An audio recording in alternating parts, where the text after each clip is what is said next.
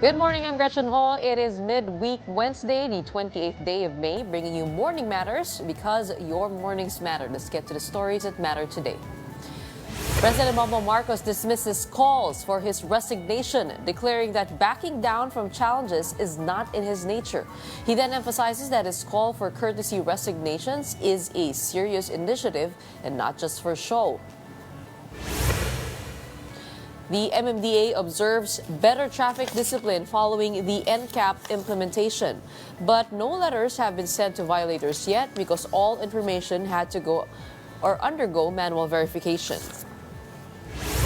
And the Department of Justice is looking into claims that former presidential spokesperson Harry Roque holds multiple passports under different name variations. But Roque has firmly denied the allegations. Welcome to our program, Morning Matters, where we talk about the issues you need to know for the rest of your day. Now, first on the agenda, President Bongbong Marcos firmly rejected calls for his resignation, asserting that abandoning his post and avoiding challenges is not in his character. Here is the full report.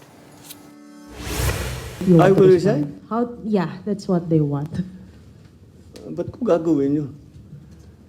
At wala sa ugali ko yung tinatakbuhan ng problema. So, what good will that do?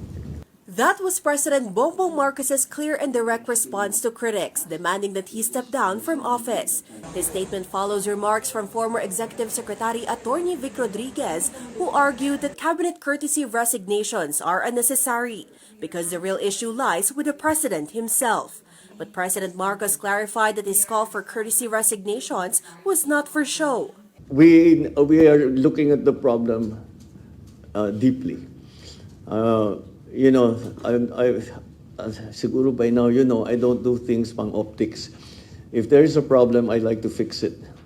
So that's what we are doing. So expect us to be doing a rigorous performance review. While no official cabinet reshuffle has been announced, the president confirmed he had chosen the next chief of the Philippine National Police.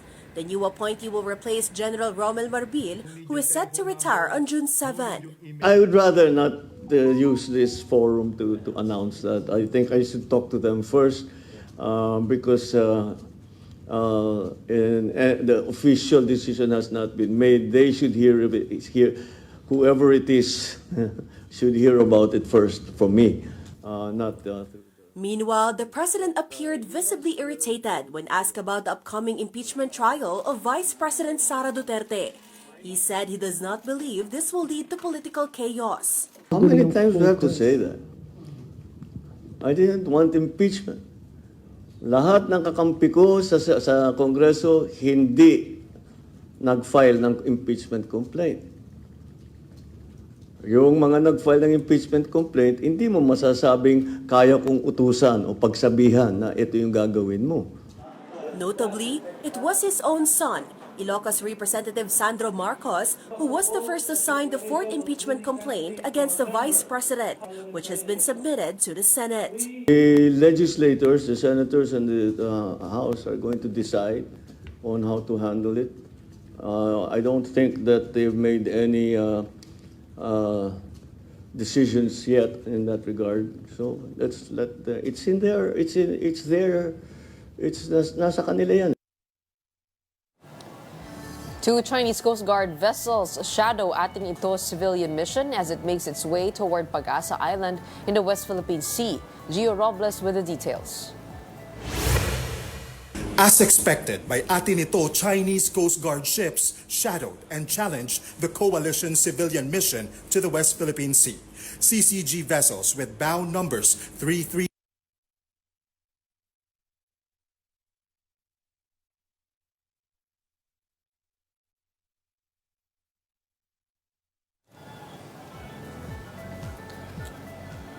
We'll get back to that report later on. In the meantime, more traffic violations are being recorded through the No Contact Apprehension Policy, or the NCAP.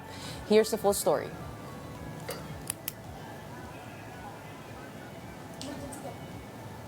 We'll take a quick break as we get to those technical difficulties. Don't go away. We'll be back with more stories right after a short break.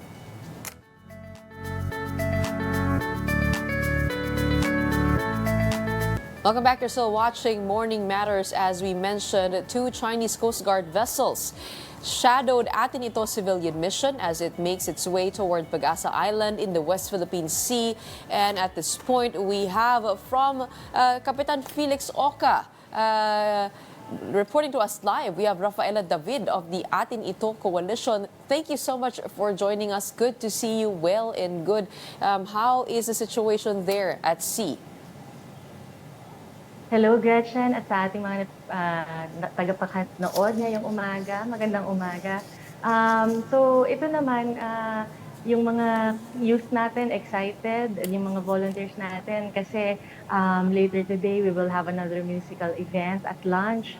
So, joyful spirit, and of course, merong sense of solidarity kasi may mga kasama tayo na artists, hindi lang na mga Pinoy, pero may mga artists din from neighboring countries na sumama sa atin para mag-perform. Kaya mararamdaman ko talaga yung pagsasama-sama, pag-aakbayan, pagkakabisig pagdating sa issue na to. Okay, Rafaela, tell us all about the Chinese Coast Guard vessel shadowing the Kapitan Felix Oca. Kailan nagsimula ito? Gaano kalayo mula dun sa jump-off point sa El Nido? So kahapon around 8 a.m., nagsimulang mag-shadow yung dalawang CCG vessel sa ating ship, no, sa ating mission. That's I think 6 hours after nating magsimulang maglayag, mga around 52 nautical miles away from El Nido. So hindi pa tayo gaanong nakakalayo. At 6 hours pa nga lang yung nababiyahe, nagsimula na silang i-shadow yung ating sinasakyang barko. Tapos pagkatapos nun, a few minutes later, nag-radio challenge pa doon sa ating mission.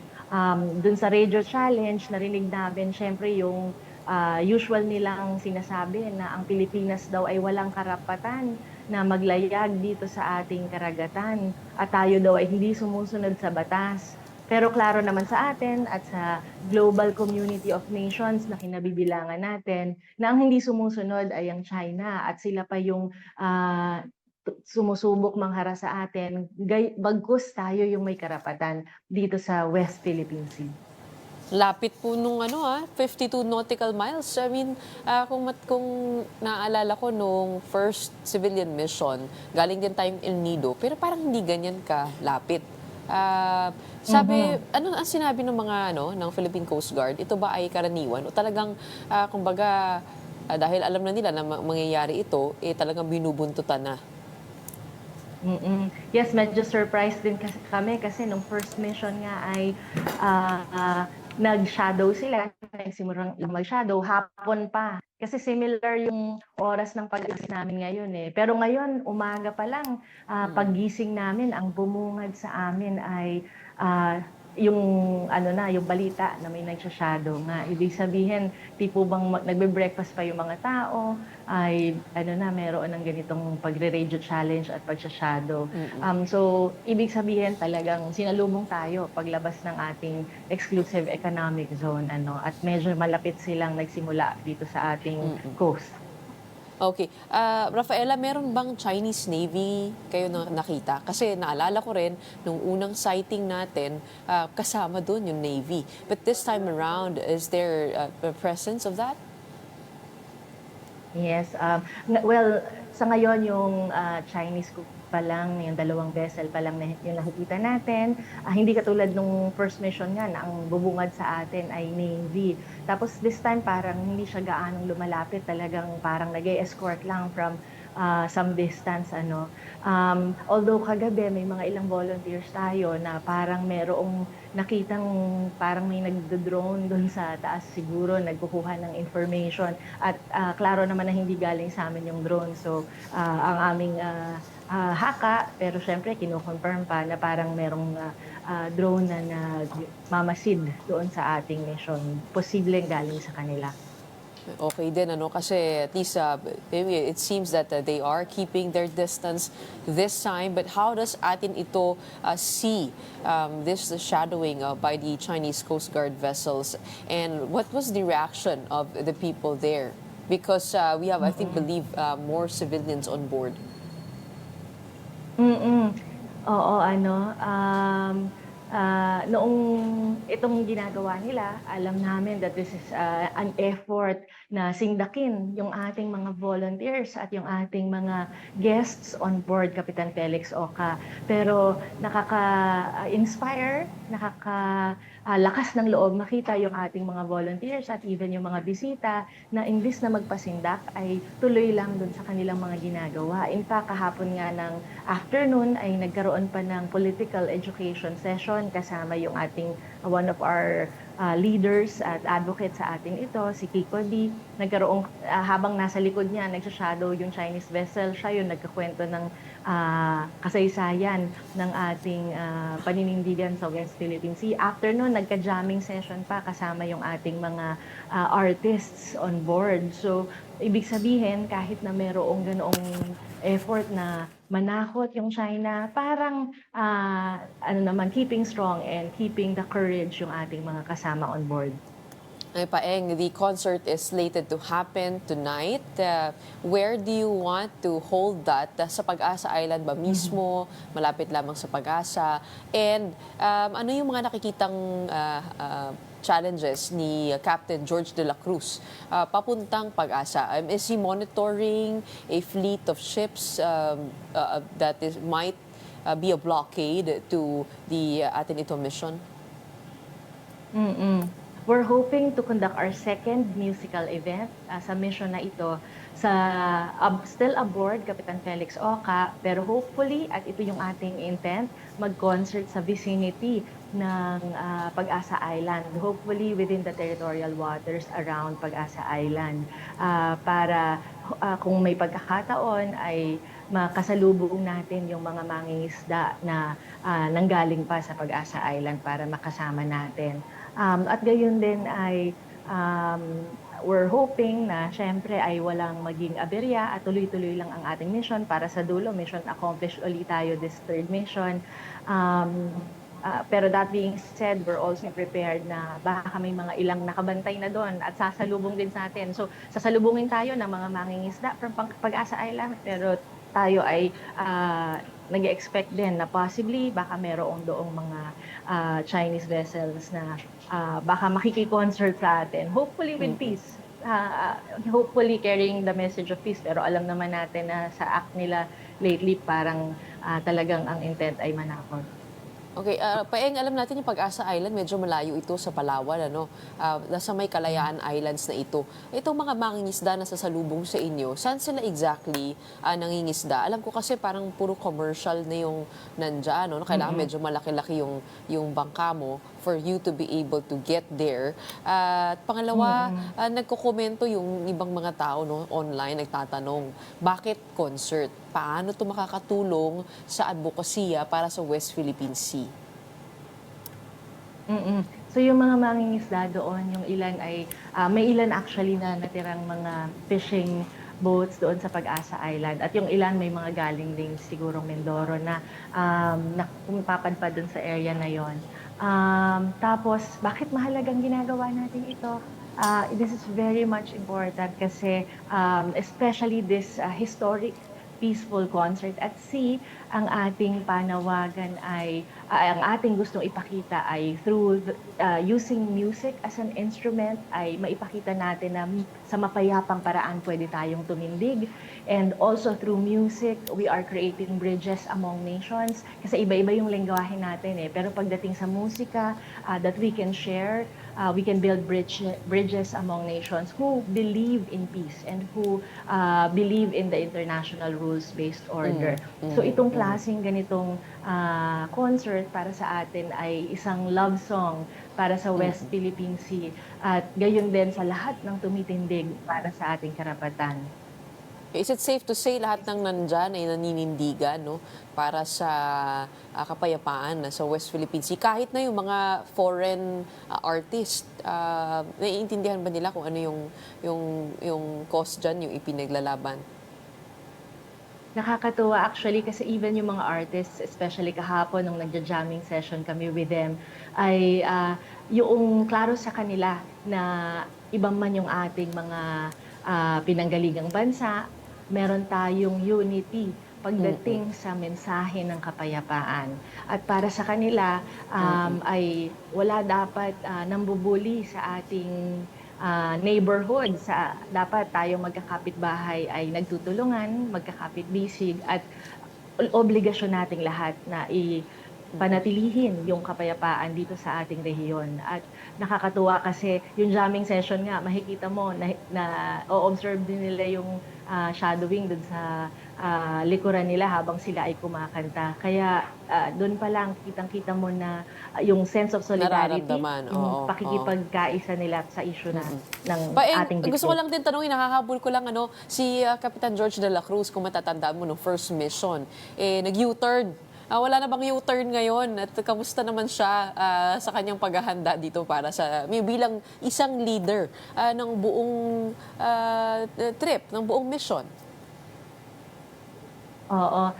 Sa palagay ko, in the first mission and second mission, marami tayong natutunang mga lessons at kasama doon yung pag-i-ensure na we are prepared doon sa lahat ng mga scenarios na pwede nating harapin at kasama dyan yung coordination din natin doon sa captain of the vessel kasi sa dulo siya ang pinaka-bossing at siya ang pinaka-driver dito sa ating barko, and we're just happy na talagang this time ay clear sa amin yung objectives, and we're hoping na, kasi ang bitbit naman namin ay musika, we're hoping to successfully conduct our peaceful concert sa vicinity ng Pag-asa Island. Ano man yung gawin ng China, hindi tayo papasindak at tuloy lang tayo na parating yung musika sa mga gusto nating makarinig nito. Saan mapapanood ang concert? Online for those who want to tune in? And at what time? Yes, magkakaroon po tayo ng concert mamaya around lunchtime. So abangan po nila, baka sa lunch break nila pwede silang maki-jamming sa atin. Pwedeng panoorin sa ating Facebook page doon sa Atin Ito at doon sa ilang mga partner organizations natin naka-share din ng live natin ng concert. So yung pages halimbawa ng Akbayan Party, ng Student Council Alliance of the Philippines, pwede po nilang i-monitor para makapanood din sila at makasama sa ating kantahan. Okay, lahat kami ay will stay tuned to that. The lunchtime concert by the Atin Ito Coalition, the third mission, civilian mission involving artists and, of course, advocates for the West Philippine Sea. It is good to see you in this mood. Kalmado ka lang, and we hope it stays that way. Thank you so much for your time today. We have Rafaela David of the Atin Ito Coalition. Please do stay safe. Don't go away. We'll be back with more stories right after a quick break.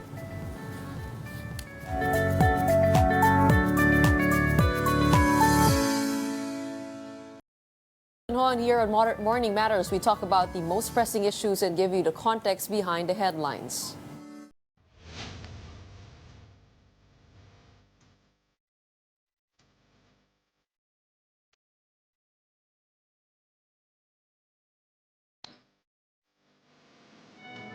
President Bongbong Marcos has called on fellow ASEAN member states to fast-track the adoption of a legally binding code of conduct in the South China Sea. Marcos made the appeal during his intervention at the 46th ASEAN plenary session in Kuala Lumpur, Malaysia.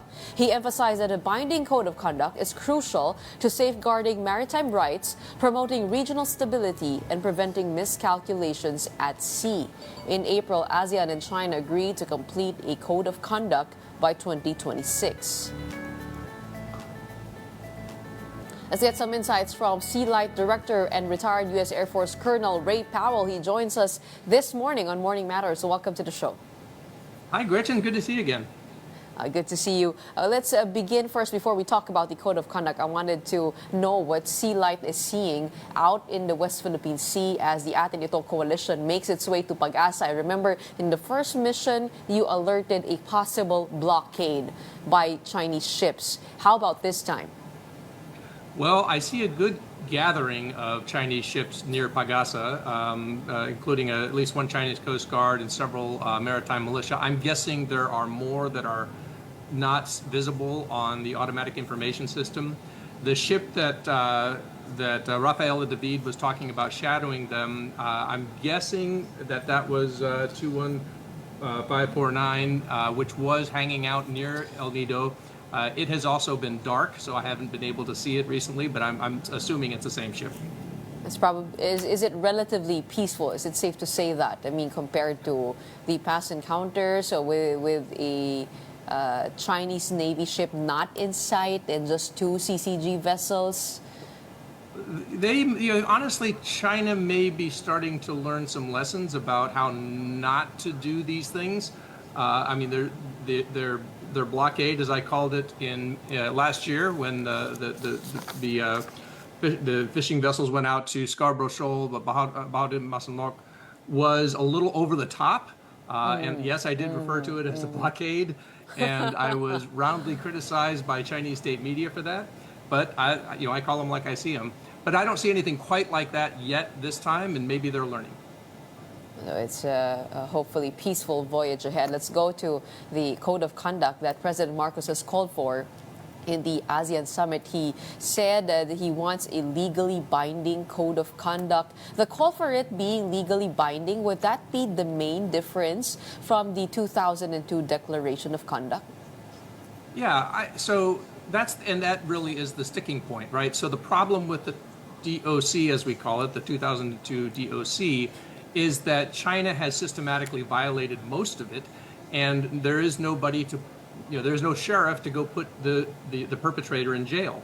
So, and the problem going forward is, who would that sheriff be? Would it be some kind of committee, or agreed upon? But China's not going to agree to that. They just have too much invested in their current status as being, frankly, the sole arbiter of what's right and wrong across the entire South China Sea. I remember listening to you on StoryCon with Reg and Ed, and you said that somehow China has not violated some provisions in the DOC. What was that again? So, I mean, okay, so for example, China routinely denies freedom of navigation to the Philippines. Even that last Atin Ito mission, most of the vessels had to stop 50 nautical miles or more short of Scarborough Shoal. There's no reason to do that except for the denial of freedom of navigation.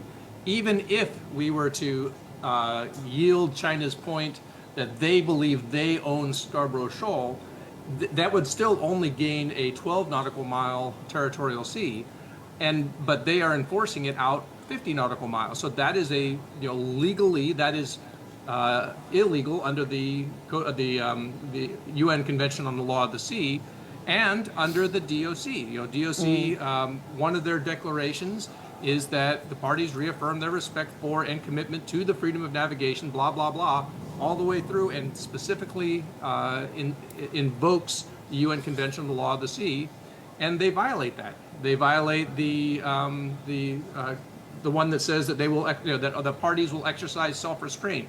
Well, I'm sorry, but ramming and water cannoning are not self-restraint.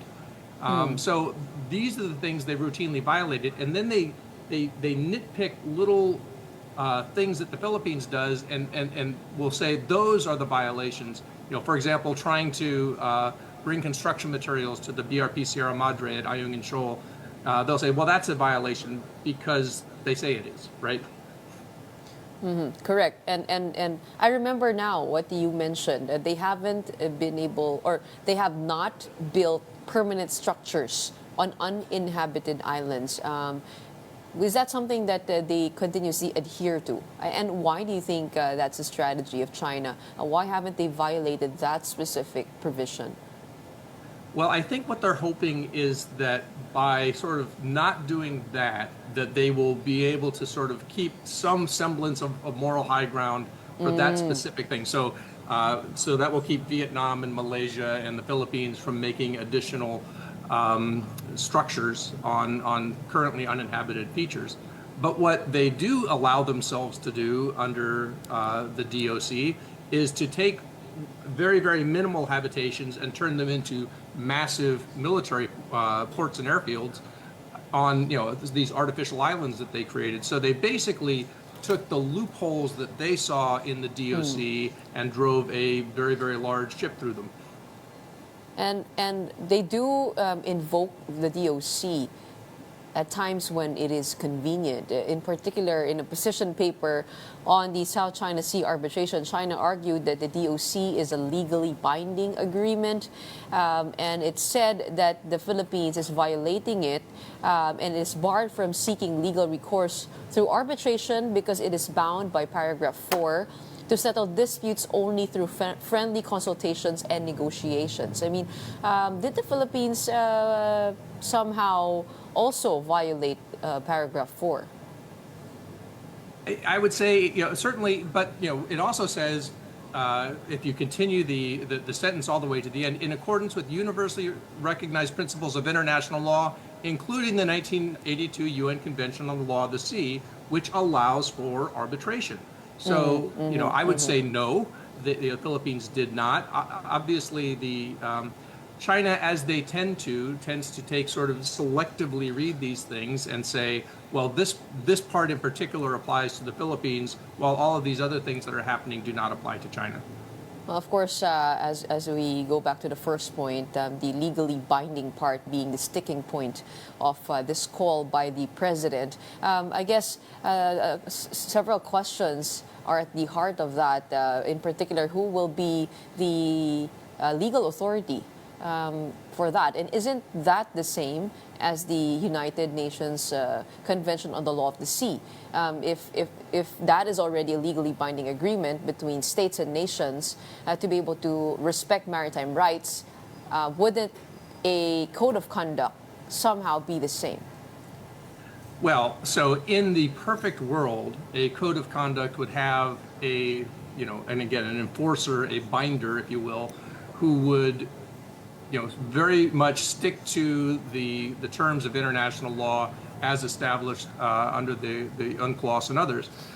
That's why I remain a code of conduct pessimist. I actually believe there will never be a code of conduct because, frankly, anything that China would sign would almost certainly be a very bad deal for the other claimant countries, including the Philippines, because what China would then do is say, this new code of conduct we have supersedes the UN Convention on the Law of the Sea because the relevant parties have agreed to this, and so we can set aside all of those UNCLOS arbitration kinds of things that they do.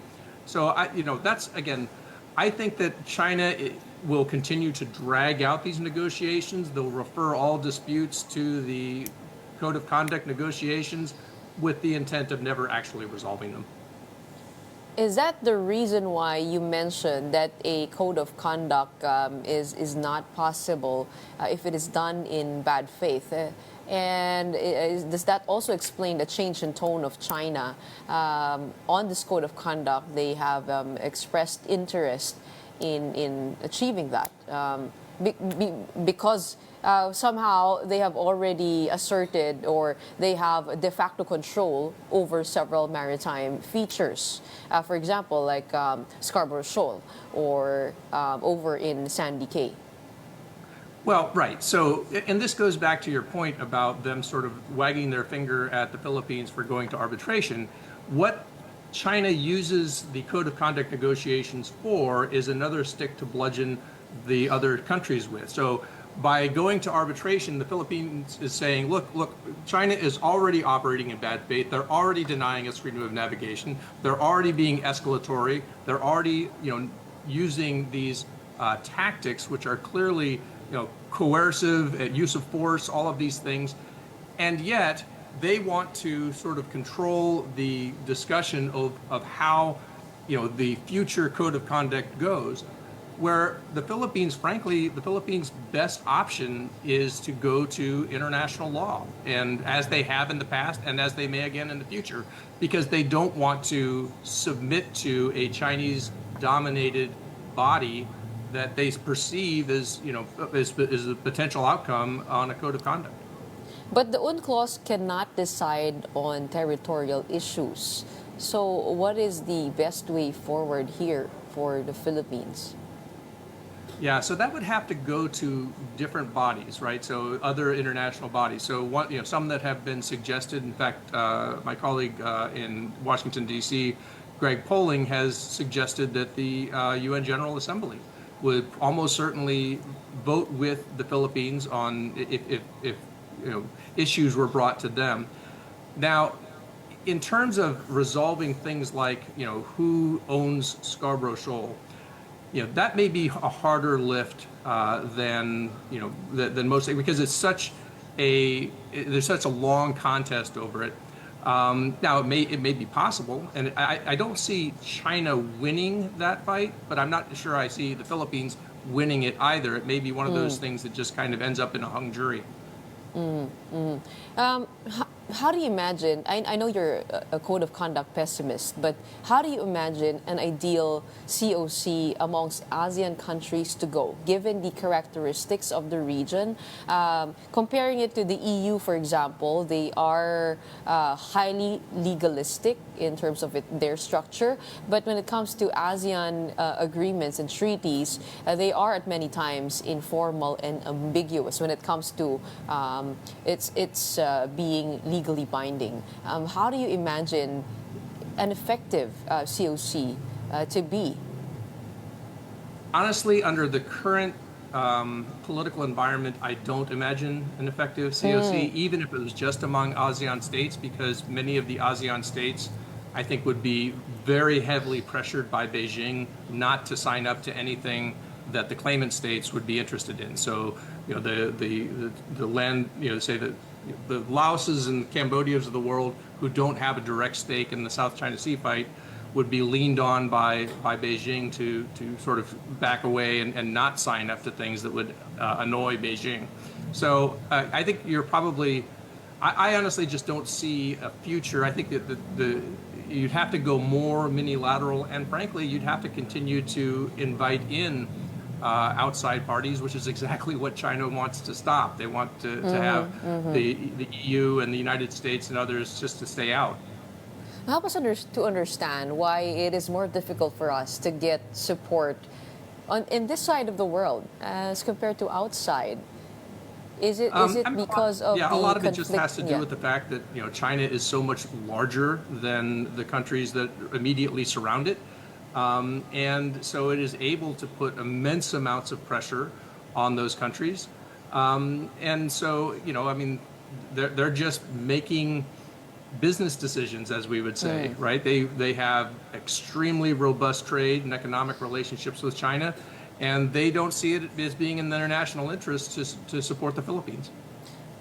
Away from the ASEAN-China agreement, is it possible for us to get alliances with countries that have also been intimidated and threatened by China, like Vietnam, Indonesia, and Malaysia? Do you see that as a viable option? I think that it's going to be issue by issue, and now it may be down the road. See, part of the problem we've seen from especially the countries along that southern tier, Indonesia, Brunei, and Malaysia, they have just kind of hoped that that these kinds of things would pass them by. So they see the Philippines and Vietnam having a lot more trouble than they are. And of course, the Philippines and Vietnam are a lot closer to mainland China than they are. And so they have preferred largely to keep their heads down and maybe just hope that eventually China doesn't turn their way. I think that's a foolish hope. I don't see any indication that China is going to give up on its ambitions to control its entire dash line claim all the way down to those countries' coastlines.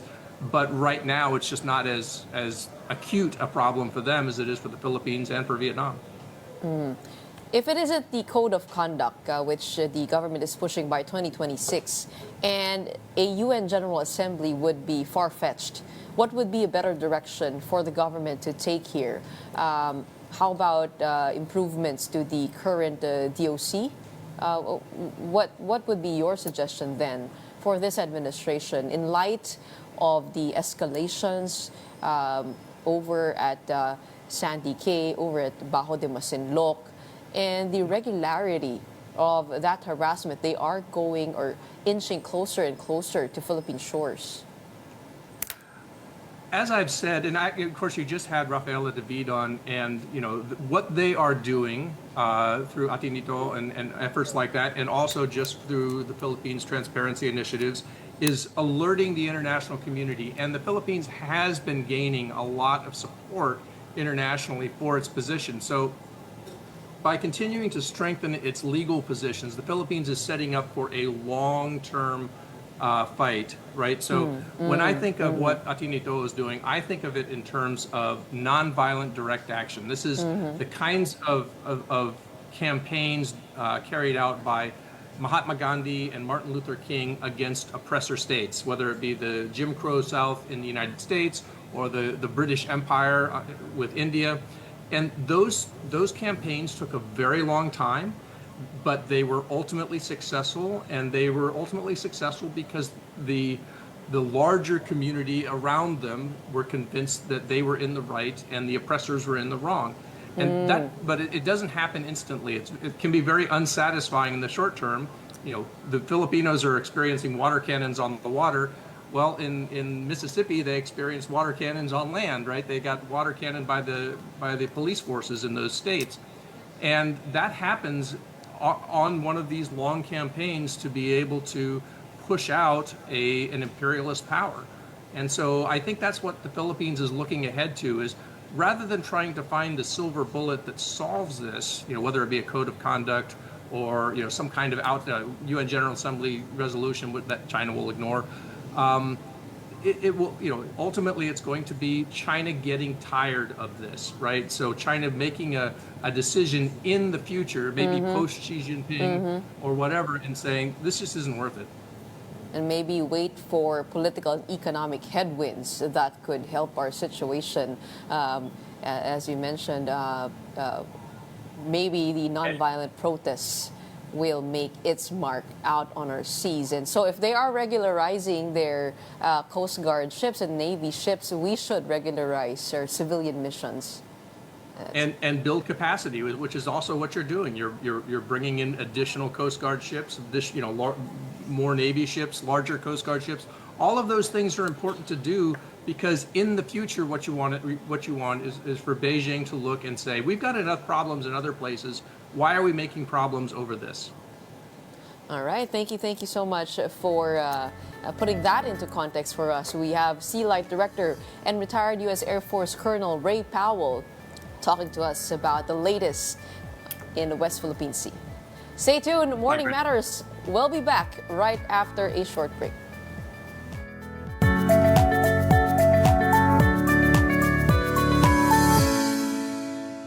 Welcome back. You're still with us here on Morning Matters on One News.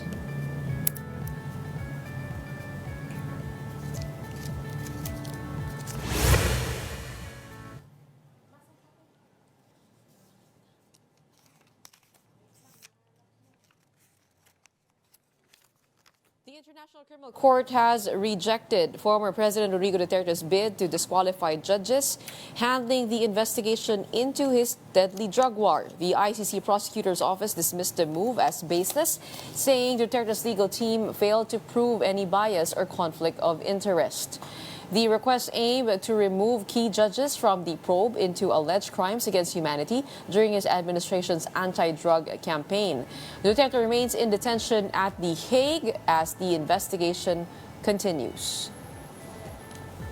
Let's discuss that development further with ICC Accredited Counsel and Central Law Philippines Executive Director Attorney Gilbert Andres. Good morning. Welcome to the show. Morning, Gretchen, and good morning to your televiewers. I may ask if you are still reporting to us live from The Hague. Yes, live from The Hague. It's 2:46 a.m.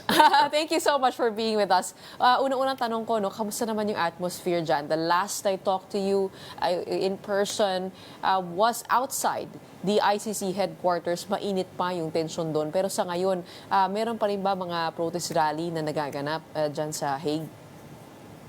Well, there's some gatherings by our fellow Filipinos.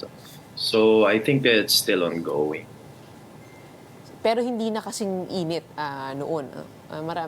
Kasi naging tourist site na yung yung penitentiary. As to whether mainit siya, I don't really know, Gretchen, because I actually don't go nearby. Okay. All right. Okay, let's go to the response of the ICC prosecution to the request of the defense to disqualify the two judges. Doesn't it make sense also if they had already ruled on this back in 2021 that the Philippines has jurisdiction, or the ICC has jurisdiction over the Philippines in terms of this case for the time period that is being investigated, that they inhibit from another case on jurisdiction? What would you say to that? Actually, it's not a ground for disqualification because, in fact, that is provided for by the Rome Statute. Under Article 15 of the Rome Statute, the judges can actually make a preliminary determination as to jurisdiction. That's why the judges made that preliminary jurisdiction. But that preliminary determination is without prejudice to a subsequent challenge. So that is actually authorized by the Rome Statute, and it's not really a ground for their disqualification.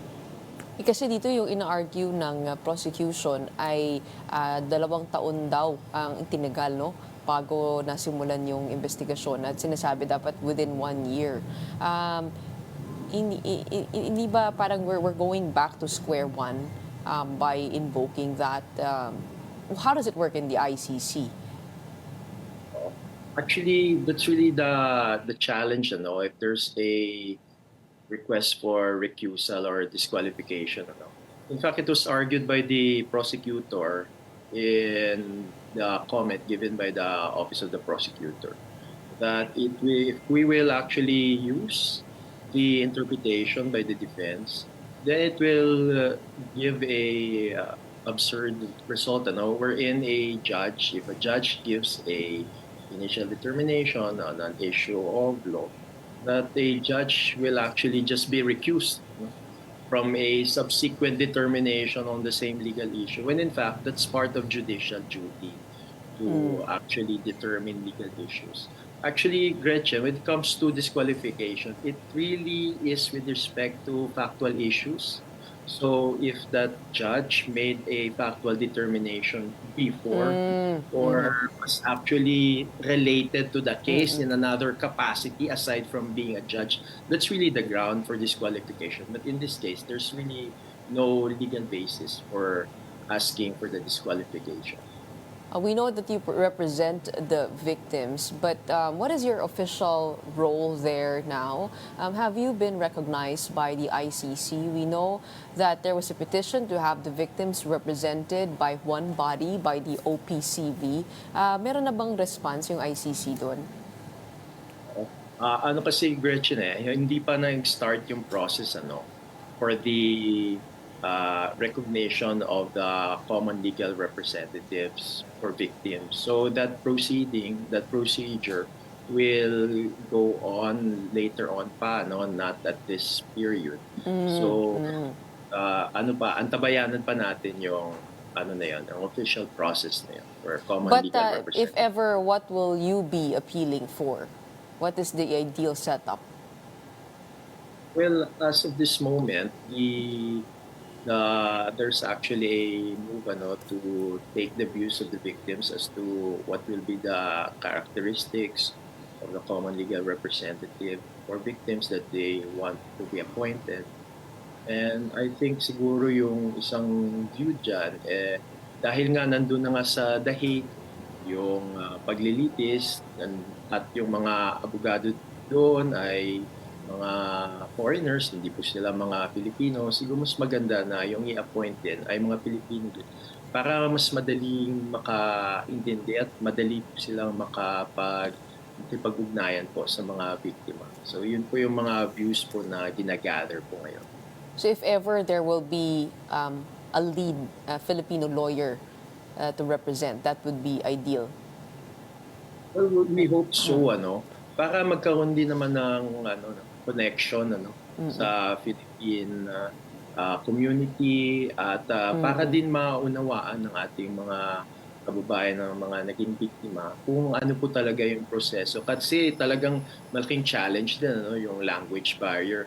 Malaking challenge na nga yung technical issue kasi highly technical nga yung mga issues before the ICC.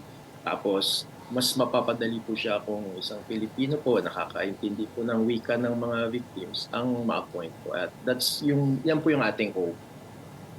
Oo, pero malamang isa lang. I mean, kasi yung request na yon to have one legal representative stems from ang daming lawyer, no? Nitong mga victims and witnesses.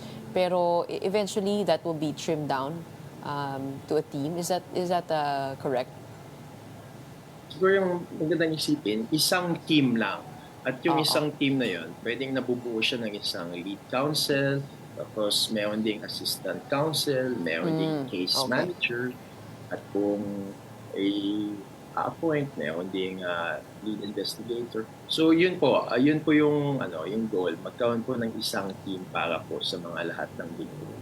Okay, the ICC Pretrial Chamber 1 has granted the request to extend the deadline for the disclosure of witnesses and submission of documents in relation to that. What does that mean for the victims? Meron bang mga takot itong mga biktima na ipinapahayag sa inyo when it comes to that disclosure? Kamusta na sila ngayon?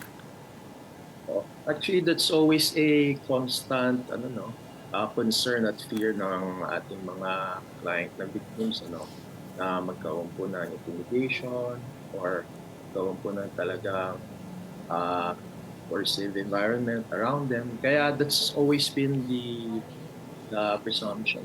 Kaya talagang iba yung pag-iingat lang. At we're hoping na talagang this will be a secure environment para po sa mga victims. Pero attorney, meron na bang mga maglalakas loob na humarap sa dating presidente? Paano gagawin yung paglilitis na yan? I mean, na-witness natin itong pagbabasa sa kanya ng mga charges. Pero when it comes to the actual case, yung paglilitis, do we expect that to be viewed to the public? So yung trial sa September 20, it's a public trial. Any ICC proceedings, any hearing will be public. And then actually when it comes to the victims, so hindi po sila necessarily kailangan pong pumunta doon. Kaya nga po mayroon po silang common legal representative for victims. Maganda nga kung mayroong makapunta pong isang victim na mag-represent. So, yung kanilang pong common legal representative, yung mag-represent sa kanila. Tapos, ang talagang magiging goal po ng confirmation of charges is to show na talagang dapat po siyang mag-proceed to trial. Yan po magiging goal ng Office of the Prosecutor. So, mag-present po ng evidence. At usually, Gretchen, it's very rare talaga na may in-person na witness na i-represent. Although the prosecutor already disclosed na there will be at most 2 in-person witnesses. At as to who are those 2 in-person witnesses, antabayan po natin kasi hindi po natin alam as of the moment. Alright. Maraming salamat for the updates from The Hague, and thank you so much for staying up for us, for those. We have Attorney Gilbert Andres representing the victims, of course, in the trial or the case against the former president in the International Criminal Court. Maraming salamat. Meanwhile, more traffic violations are being recorded through the No Contact Apprehension Policy, or NCAP. Here is that report. It looked like there was a motorcade along Commonwealth Avenue in Quezon City on Tuesday morning. No one was swerving, and even if traffic slow, drivers stayed on their lanes, especially the motorcycle riders. Even cars did not dare cross the lane that was intended for motorcycles. Motorists are more cautious than ever. That's because disregarding traffic signs comes with a 1,000 peso fine. Now that the no contact apprehension policy is back, at least along EDSA, a mere CCTV footage could hold you liable. On day 1 of NCAP's implementation, May 26, MMDA recorded more than 1,000 traffic violators. But no letters have been sent to violators yet because all information had to undergo manual verification. Pag na-validate, dadaan na naman po siya sa another approval, isang supervisor to see kung tama ang citation na nilagay, and corresponding penalty. After that, saka lang po pipirmahan at ipapadala yung notice of violation. The MMDA is also planning to procure additional cameras with artificial intelligence capability for the NCAP. Para po mas malawak na yung range kasi there are still some areas na wala ko pang CCTV at hindi pa ma-monitor. So doon po namin i-augment yung mga traffic enforcers namin. The NCAP, of course, is just one scheme in force ahead of the EDSA rehabilitation project. But in an interview with A Big Story, Transportation Secretary Vince Dizon said the rehabilitation of EDSA alone will not solve Metro Manila's traffic woes. He stressed that improving mass transportation remains the long-term solution. We never said that the EDSA rebuild will solve traffic and will magically remove traffic from EDSA. That's not what we're saying, no? And because that's just not true. What will solve traffic is when we finish the subway, when we finish all the other mass transport systems. Dizon vowed to order the deployment of more buses and trains during the EDSA rehabilitation. Right now, the maximum capacity that we feel the busway can accommodate, especially with the rebuild, of roughly about 550 buses.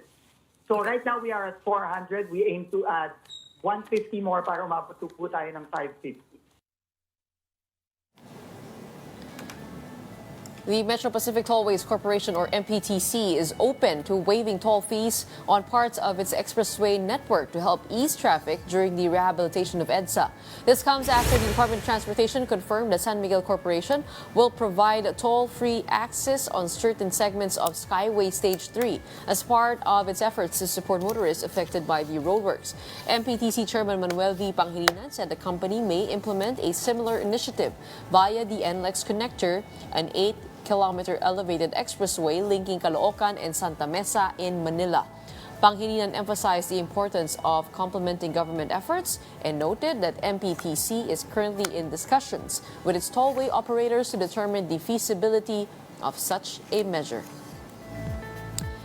And that's it for our Wednesday. That wraps up today's episode of Morning Matters. We hope we've given you the right start to your morning. Let's go ahead and make the day matter. My name is Gretchen Ho, your One News, all sides, all the time.